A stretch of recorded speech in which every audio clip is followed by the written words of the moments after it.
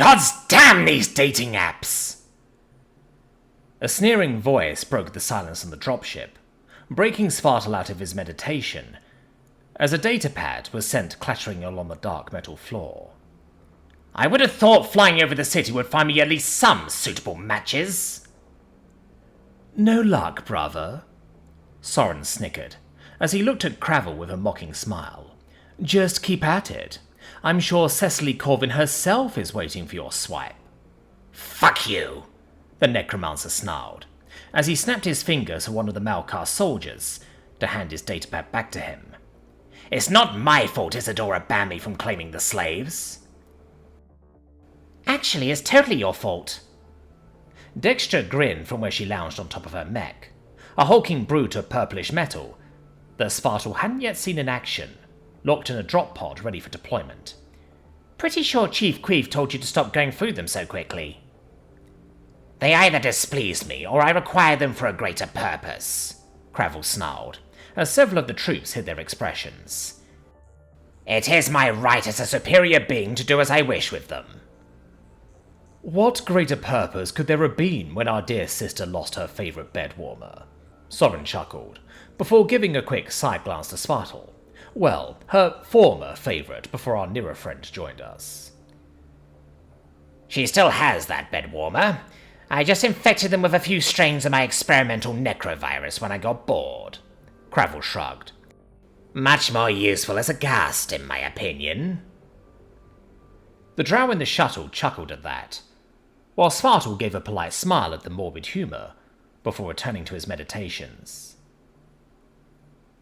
After Isadora received an entire collective of code slices earlier that evening, and ensured they would be settled, they had received their notifications from Bruska's contacts that the gathering of the gangs was going to take place tonight, and that their mission to crush it and seize captives was now active.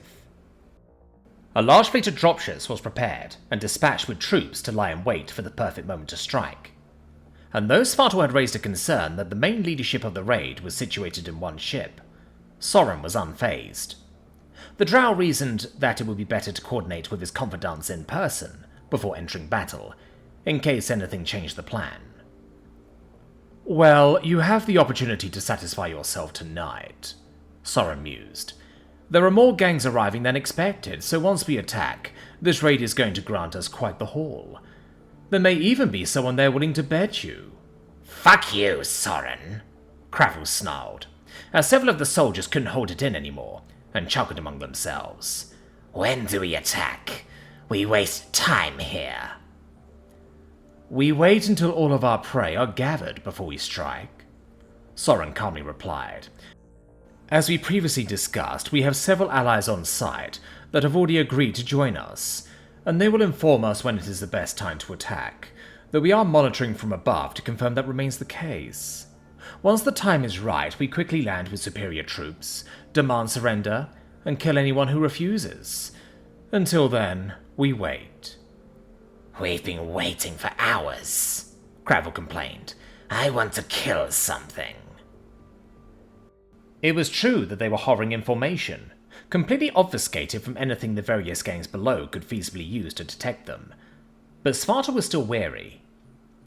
Observing the monitors, he could see that a formidable horde of Lycians was below, and he hoped that Soren's confidence was not misplaced.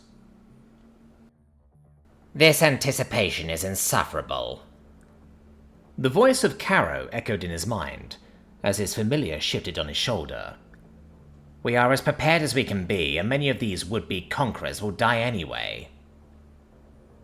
A mere demonstration of power during a time of high conflict.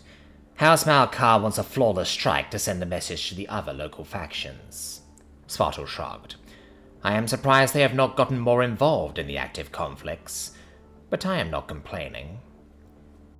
They gather power and assess threats, Caro stated, but our patrons are too passive. Power has little use if not used to its fullest potential, and the time to act should be now, while the city recovers. There is not much we can do about that, Spartal pointed out to Caro. We receive the orders, but do not give them. Yet? Caro slyly replied in his mind. as Svartal sensed movement from behind him. So, Dexter grinned, as she slumped down beside him, completely bored of the waiting. you've got history with our newest enforcer. I want to hear the details. Recruiting Braska was a mistake, Spartal told the drow more sharply than intended. I have no doubt that she'll be much more trouble than she's worth. At least Braska wasn't on the ship with them. She was placed in the Vanguard as a test of her abilities, along with several other drow pure strains, who had been given an opportunity to distinguish themselves. Her accolades are quite impressive, Dexter pointed out. Highly formidable in combat, lacks direction to channel her impulses, but we can fix that. It's not surprising Cravel recruited her. I first thought he was just bringing her in to get his dick wet, but Isadora agrees that Braska will be a good fit with us. She won't be in command, but she will be deployed appropriately. It's a gamble for sure, but so was recruiting you, and that seems to have paid off. Svati too in a way, even though she's both your dependent and a civilian mage. How is she? Svartal asked, and Dexter rolled her eyes. Still the same as the other 1,000 or so times you've asked me, the drow pointed out. I can check remotely and nothing's changed. Room's still sealed, droids are still monitoring. Thanks, Dexter, Svartal sighed. No problem, the odd drow grinned. You still haven't answered the question, though. What's your history with Braska? We went to school together, and we didn't get along then either. The Nira shrugged. She was a notorious bully, getting so bad that she even managed to get herself expelled. The school actually did something competent? It got that bad? Dexter scoffed. That doesn't explain why you reacted in the particular way you did. You saw her scars, right? I sure did. She had a bunch of them. Did you see that really nasty, ugly-looking burn all along the side of her face? She looked fucked. Yeah, Svartal deadpanned. She got that one from me. Ready up, Soren called out. The time to lash out at this filth is almost upon us. With cheers of sadistic glee, everyone got to their positions. You all know your roles, Soren continued with a voice of showmanship. You have all been grown, bred and trained for this glorious purpose, to dominate all lesser species undeserving of the freedom they crave. The weak must submit to the strong, and there is no force stronger than House Malkar. Wrath and ruin! Wrath and ruin! The troops yelled back. Let us stick to the former, Master, Kara quipped. Though we have been instructed to support as needed, I suspect we shall have our fill of combat all the same. I find the chaos of battle to be one of opportunity, after all. Anything can happen, including to that berserker they've hired on, no? We shall see, Svartal acknowledged the idea, as he slithered up to Soren and his elite guard. Ready? The drow noble asked Svartal with an amused look. I'll do my best to keep you informed on where you are needed. However, I want you to start by getting to our insiders, and then assist them in getting as many of them to safety as you can. They have been instructed to get themselves out the moment we reveal ourselves, but there's always some that find it hard to follow basic instructions. As much as I'm up for those retards to simply perish and no longer be an issue, appearances must be made that working for House Malkar comes with rewards. I will do my best, Svartal nodded, summoning his jetpack that Dexter had finally fixed after his fight with the human. Move into position and reveal yourselves, Soren then called to the pilots of the dropships, and Svartal gripped the nearest railing as the ship shuddered with movement. The drow then calmly walked towards the command terminal, where a communications technician was already working to patch him into the loudspeaker system. Quickly passing the smug noble a microphone, they politely signaled that he could speak. Attention, lowborn scum, Soren purred. This district and all current occupants are now at the mercy of House Malkar. Throw down your weapons, submit yourselves to your betters, and you shall be permitted your lives. If not, you will die, and your very souls will serve us. Make landfall, Soren then immediately ordered the pilots, once the mechs had dropped from their pods, as the troops once more cheered in anticipation. The moment they felt the ship touch down and the ramp descend, officers immediately began barking orders for the soldiers to form up, while Spartal prepared to take flight. Their informants giving them current information was marked with an astral signature he could spot, so, in theory, friendly fire would not be an issue, though he knew that the inherent cruelty of the drow would no doubt cause a few accidents. As they spilled out quickly to the sound of gunfire, Spartal cast a quick invisibility spell on himself that would enable him to take to the skies without being shot by the very aggressive-sounding gangers. Ahead of him he saw Brusker standing tall, staring out with a wicked grin, uncaring as several rapid-fire shots pinged off her heavy armor, while several drow in the vanguard hurriedly set down devices that rapidly expanded into cover. Shrugging her shoulders to release the tension, she waited for some kind of confirmation from one of the drow officers, before reaching into one of her pouches, pulling out what looked like several inhalers. Bringing them up to her mouth, Brusker clenched down on them, releasing several hazy puffs of colourful smoke that the Balnath greedily huffed up. She then roared in agony, or perhaps ecstasy, as the cocktail of drugs quickly took hold, shivering with the high, and eyes turning a deep shade of crimson. With a glazed look of pure malice, she brought up her powerful battle rifle and charged straight into the enemy gunfire. Brusker seemed to be completely unfazed as she took shots from the closest gangsters, eagerly returning fire with her unstable heavy plasma rifle, obliterating anyone she could see, as the now terrified gangsters dashed to cover. The Balnath caught one that wasn't quick enough and bit down, sinking her sharp, rotting teeth into the shoulder of the Corrigan, before tearing up the flesh with a cackle of ecstasy. "With luck, that bruised idiocy will solve itself," Caro opined, seeing Brusker charge further in, well ahead of the methodically advancing drow lines. "Master, there are only a few astral signatures remaining in the crowd. What will we do?" "We shall not put ourselves in any unnecessary risk," Spartal replied aloud, as he activated his jetpack and brought it into a low hover, only a few meters off the ground. "Nor shall I waste my good spells when the drow wish to take these morons alive. Find me the signatures close to the front lines and we'll clear a path for them to get out. There's no glory or accolades for us here." "As you say, Master," Caro acknowledged. "One of the wretches is close by. How do you intend to get her out of this alive?"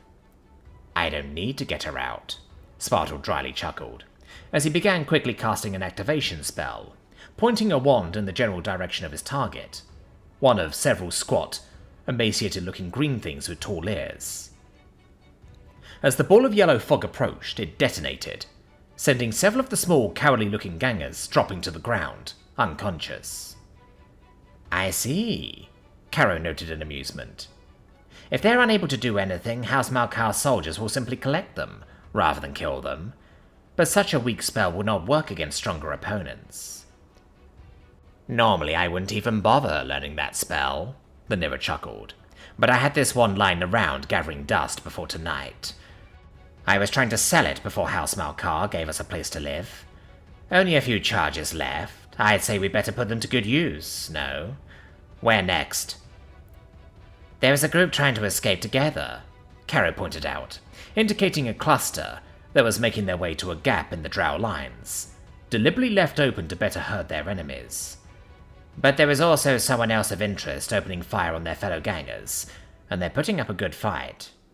"I see them," Spartal noted, as he hovered around to the clustered group and shot several more sleeping spells their way, before dropping the now useless wand to the ground, having expended all charges, and not willing to bother trying to salvage what shoddy materials were left. "They're not exactly trying to be subtle." Standing in the middle of a host of dead bodies like an avatar of slaughter, the cackling figure was bipedal and pale grey-skinned, with blue markings along their body that could have been natural for their species, or tribal tattoos, the same colour as the bundle of faded blue dreadlocks that draped off the ground behind them as they advanced forward, seemingly uncaring, as she let loose with a hellfire of rounds from her twin rapid-fire plasma sprayers. Wearing a loose patchwork of leathers with a half-metal faceplate, they did not appear particularly capable of taking hits. That's definitely one of Bruska's associates, Spartaw noted, and was just about to turn away to allow them to be killed, when Soren cut in the call. "Marking a priority objective for you, Spartaw." The drow noble purred into the comm. "Isadora wants this one in particular alive." "Understood," Spartaw acknowledged, silently cursing that the figure was indeed the VIP in question. Zipping over, he grabbed the cable from his jetpack and began activating certain runes that would hone the wire on his target, quickly sending it snaking out to wrap itself around their waist before he lifted off, getting them away from the battle. For her part, the VIP began cursing and screaming, and Spartaw found himself suddenly dipping to the side, warned by Caro as the crazy bitch he had tied up started shooting his way. "I'm an ally, you fucking idiot! I've got orders to keep you alive!" Spartaw snarled, before getting to the front lines of the fight and severing the connection with a press of a button, causing the nutcase to roughly clash to the ground. Still alive, Soren said nothing about concussions. "Delivered, but they'll need a medic," the Nira noted to Soren, who was still listening in. "That should be it. Make yourself useful where you can, though you may be interested to know that a gang of Stygians was spotted nearby," Soren teased, sending the Nira the location on his HUD. "Do try to leave some fun for the rest of us." "Much obliged," Spartaw hissed back in anticipation, as he honed in on the familiar reddish-pink-skinned devil spawn. He could see that the battle against the disorganized rabble of gangs would be over quickly, as the disciplined drow easily steamrolled forward, stopping only to take many prisoners from the cowly dredges that surrendered. "Boriah!" Spartaw snarled, announcing his presence to the gibbering devil spawn below him by lashing out with a vicious cone of cold, blasting the Stygian gang with polar force, instantly killing the leader in the center of the radius, and easily dropping many of the others, who collapsed to the ground clutching their rapidly blackening hands and faces as the cold burned them. "Filthy demons!" Spartaw snarled as he landed, summoning his sword, eager to take them up close and personal. "The bastards of Azazel will return to him!" The closest Stygian snarled, as they used their innate sorcerer's power to fling a bolt of fire at the Nira, who easily parried it with his sword. "How right you are," Spartaw quipped, as he rushed forward quicker than the Stygian could react to, and skewered the fool through the stomach. "Greet him in the void with the rest of your filthy kind." He pulled back and swung his sword diagonally, sending an arc of arcane energy flying at another Stygian in the midst of casting another spell.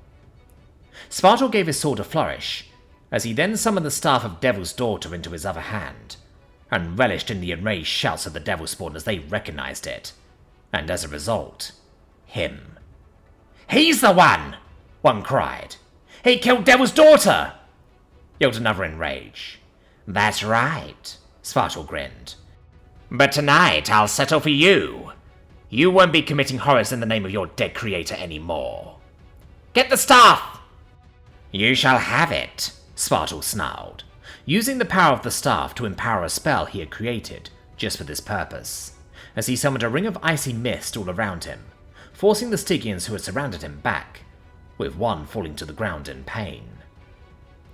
He then slammed the base of the staff into the ground, causing parts of the earth to melt and churn as he held the Stygians that remained in place.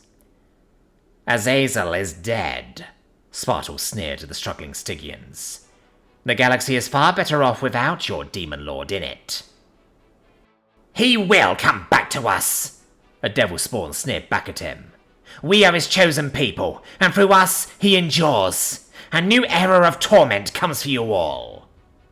"Really?" Spartaw mocked. "Whatever shall I do about that?" A few well-placed strikes with his sword, and it was over. The battle was all but over now, and Spartaw allowed himself to stand there and catch his breath. "A glorious display of our power, everyone," Soren purred over open comms. "Mop this rabble up and prepare the useless waste of flesh for transport. In a circle, to me." Spartaw sighed, releasing the tension within him, as he allowed the drow troops around him to take control of the last pockets of desperate resistance, as the various angry, terrified or confused gangers flailed about wildly, futilely trying to escape or fight back. Slithering along the gore-spattered grass, he did his best to ignore the sounds of whips lashing out, forcing the surviving dregs to their knees or into organized formations for processing. Heading up to a raised section, where he saw Soren standing proudly, where several of the gang leaders had apparently been conversing before the attack. Now, several of those leaders were on their knees, bound and secured, while the limp, dead forms of those leaders who did not surrender were being dragged out and thrown into a pile by a small squad of soldiers, under the gleeful gaze of Cravel. Spartal knew that despite a high casualty rate, House Malkar would be well fueled from this conflict. Approaching the collection of nobles and other members of the inner circle, the Nira was disappointed to see that Braska had survived the conflict, though with horrible-looking injuries that she just seemed to shrug off, likely too drugged up to care right now. Sat down on the grass talking to her was the crazy blue-haired VIP he had unceremoniously dropped from a high height behind friendly lines, who suddenly noticed him approaching. There he is! She cried out, pointing at Spartal. There's the bastard that attacked me! Serpent! Braska yelled as she snapped around. What did you do to Yix? My master saved her life, retard, Caro snarked, before Spartal had a chance to respond. That idiot would be dead had it not been for him, though I failed to see why we went through the effort. Several of the drow officers chuckled at the familiar sass, to Braska's vivid displeasure. Dexter laughed the hardest, overhearing the conversation as she disembarked her mech and joined her family. She is alive, is she not? Soren chuckled in amusement. That was a condition of yours that I deem satisfied in full. She will be treated by our healers and then evaluated by our recruiters, but I believe they will agree with your wishes that she join you as an enforcer. Fine, Braska snarled. What about my other condition? Your former leader that kicked you out is still alive, captured and ready to meet you. Craffle grinned wickedly as he approached, indicating they follow him. Along with a little bonus our soldiers found. Oh? Soren asked, shrugging. This should be good. Shall we see the show? He indicated to the rest of the inner circle to follow. Svartal, not having any choice in the matter, followed, dreading what might follow. You fucking bitch! He heard a man up ahead roar out, as he struggled with his restraints. I'll kill you for this, Braska, I swear it! Hank! Braska greeted her former leader with false, menacing cheerfulness. So good to see you again. Fancy seeing you in a place like this. You told them we'd be here, after everything I've done for you, Hank yelled.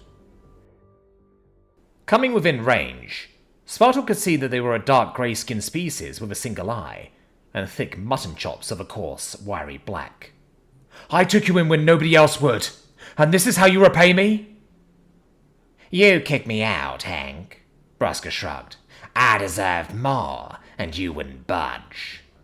I thought you'd go form your own gang, Hank spat, or go join the cult of the Destroyer like your father did. You grew more and more wild and rabid, and the rest of us saw a way out that would work for all of us.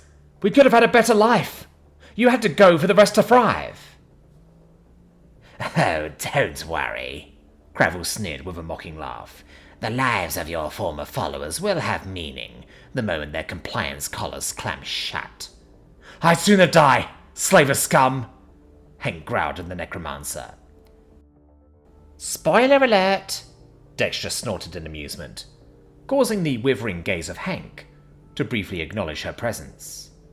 First things first, Cravel smirked. Bring them out, he called out to the soldiers. Oh no, Spartal thought to himself in horror, as the laughing drow soldiers pushed forward 3 figures from the crowd, black bags over their heads. One was a woman, and the Nero was sickened to see the roving hands of the soldiers as she was eventually shoved to the front. The other two were too small to be anything but children. "Oh, Hank," Soren sighed with raised eyebrows, as the figures were brought out and forced to their knees, bags yanked back to show their faces to the gathered crowd. "You weren't stupid enough to bring your family with you, were you? Were you honestly this serious about carving yourselves a position of power?" "No!" the broken leader cried. "No! Not in front of my family! Please, Braska, I beg of you. If the time we work together means anything to you, grant me this one mercy." The expression on Braska's face calmed for a moment, as the Balnath closed her eyes and nodded. "As you wish, Hank." Thank you," Hank nodded, shivering as he accepted his fate. "Tell me, Hank," Braska then asked, keeping her tone neutral, "do you like to dance?" A thin whisper of a smirk was all that betrayed her intent. "No!" Spartaw yelled, quickly rushing forward as he realized what Braska had planned. But it was too late. Braska quickly raised her gun and spun with practiced ease, as 3 shots rang out within the space of 2 seconds, followed after a brief moment by the 3 bodies of Hank's family hitting the ground. Hank said nothing, as his face glazed over, the shock being too much as Braska cackled in evil glee, drinking in the man's despair for the briefest of moments before a powerful crossbow bolt zipped past and slammed straight through Hank's forehead, Spartaw swiftly putting the man out of his misery with a clean mercy kill. "I'll kill you for that!" Braska roared at the Nira, as Spartaw swiftly dismissed his crossbow and summoned the staff of Devil's Daughter, pointing it straight at the drugged-up Balnath, runes blazing along the shaft with a hateful glow of crimson hellfire. His sword shimmered in his other hand, glowing bright enough to cause the closest drow to recoil away from him. "Not unless I kill you first," Spartaw snarled at the now cautious brute. "You won't survive me this time, Braska." "I knew he was no good!" Yix grunted, as she pointed her guns his way, before Carol bowled into her, quickly using his power to immobilize her. "You really should learn to watch your surroundings," his familiar quipped, before he turned to see the new threat. "Stand down, now!" Cravel bellowed in anger, as he raised a wand to Spartaw. "You forget your place. I told Isadora you weren't worth bringing in." "Don't even try it, Cravel," Dexter told her brother, as she raised her pistol at him. "And yes, he was worth bringing in. You said so yourself. You're just being a jealous cunt again." "Enough!" Soren lazily raised his voice. "All of you lower your weapons. The day is won. Calm your rage. Braska, dear, children are very valuable when taken intact. Do you realize how much money the ultra-rich are willing to pay for the company and pleasure of young, unspoiled flesh? Sparta was correct to reprimand you, and this mind for strategy is the reason why he is part of our inner circle. I expect you to try and express better judgment in future. I am highly impressed with your abilities. You simply need direction." "Point taken," Braska grunted, as she holstered her weapon. "I was promised revenge, and I guess I got it. Just keep me away from the serpent. Gear me up, and I'll kill whoever the fuck you want." "Good girl," Soren purred, before suddenly their comms screeched to life. "All House Malkar forces return to base immediately," the voice of Isadora Malkar frantically called out over the public line. "We're under attack. Currently identifying hostiles." "You heard her," Cravel called out to everybody, after several moments of silent confusion. "Finish up here and head back. Execute any slave that tries to delay us." "What?" Dexter asked, completely baffled. "Who the hell's crazy enough to attack us? Corvin Enterprises? Red Legion? Killer Clown?" They soon received the answer, as the comms burst to life again, picking up the sounds of whoops and hollers. "Oh yeah!" A loud voice bellowed out, Commander Cocaine is coming!